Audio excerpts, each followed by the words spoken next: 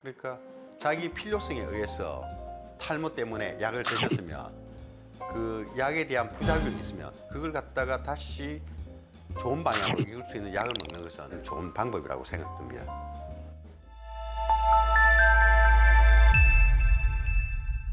오늘의 주제는 탈모와 성기능입니다.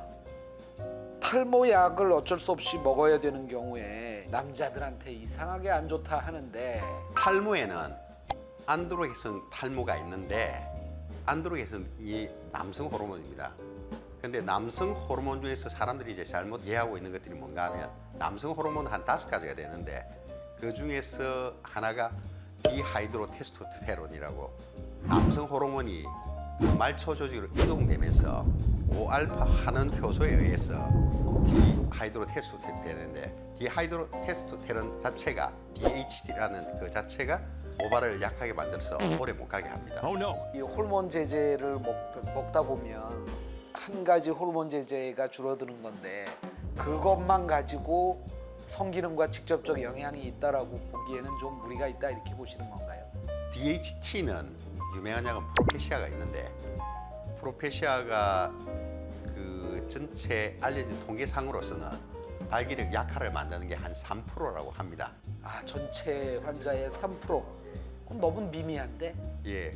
그런데 이제 비뇨기과 약 중에서 프로스카라는 약이 있습니다. 프로스카라는 약에서 나온 게 프로페시아인데 프로스카는 5mg, 프로페시아는 1mg입니다. 근데 프로스카는 발기력 약화, 사정의 감소 등은 15% 정도 달합니다.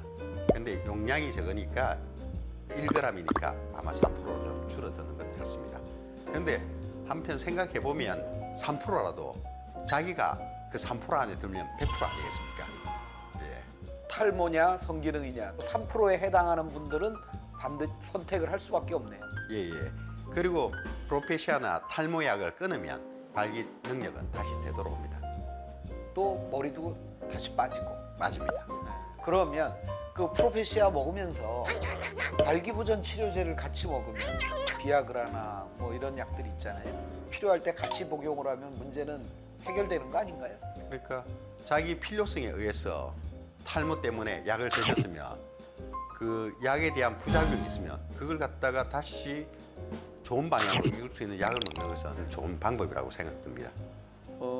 먹는 약도 있는데 그 바르는 약의 경우에도 그러면 성기능 감퇴가 걱정이 되나요?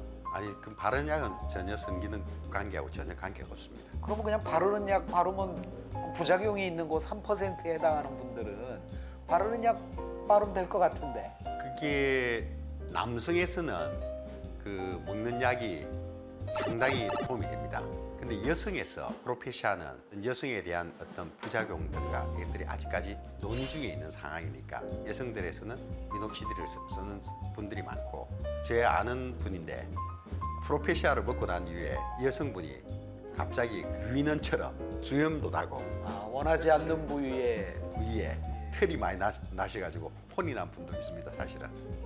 그런 부작용은 참 또 걱정되네요. 예. 이런 여성분들께는 바르는 약을 오히려 권하신다 이렇게 보면 될까요? 예, 그거는 이제 피부과 영역이니까. 그런 경우도 있다라는 얘기군요.